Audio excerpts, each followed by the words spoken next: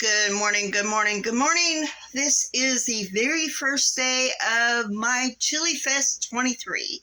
What am I making you for today? It's not chili, but it's chili sauce. I am bringing you a canning recipe. So let me turn the camera around and let me show you what I'm doing.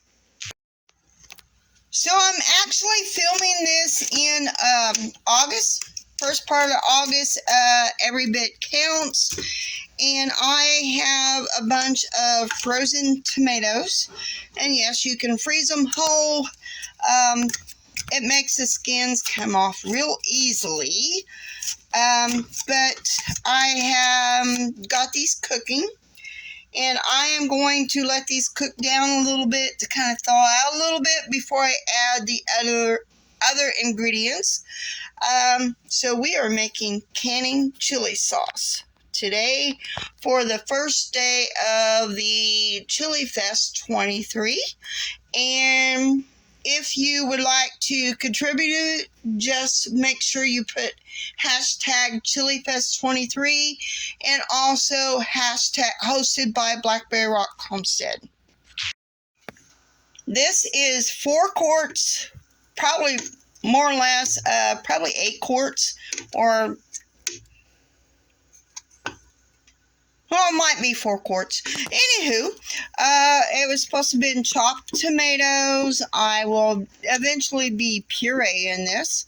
To this, we need to add 2 cups of chopped onions, 2 cups of chopped green peppers, 1 hot pepper, which I'm using a jalapeno. And now we got to let this simmer and let it get all soft before we go ahead and add all our spices to it. So that is what we're doing. It says to let it simmer for 45 minutes. So I am going to put my timer on and let this simmer for 45 minutes before we add all our spices. And I will probably be pureeing this down just to make it look, more presenting. But now we let it simmer for 45 minutes. Oh yeah, while you're doing the cooking and letting it simmer, we were supposed to add a cup of sugar and 3 tablespoons of salt. I just added it, so it's all good, though. This is my first time making this, so everything's all good.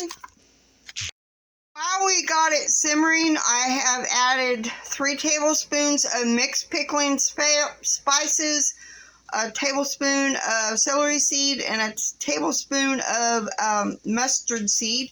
And this will be thrown in here in a little bit after we get it done simmering, and I'm going to puree it together.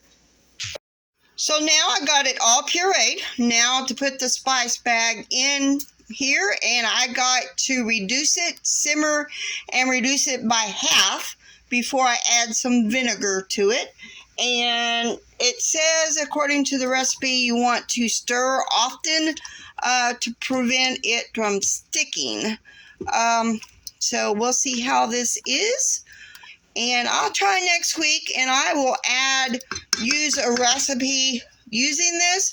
Well, at least a couple, sometime this month during Chili Fest, I will be using this recipe in one of the recipes that I'm going to bring you this year. So now we got to reduce it by half and let it simmer until we get, reduce it by half, and then add our vinegar, which will be 1.5 cups. I'm going to add 2 cups of vinegar and let it reduce as thick as we want it, and then we will jar it up. So let me stir in this vinegar. Now we got to reduce it to the desired thickness of our chili. Like I said, this is going to be good. I tasted it. Oh my Lord, it is so good, y'all.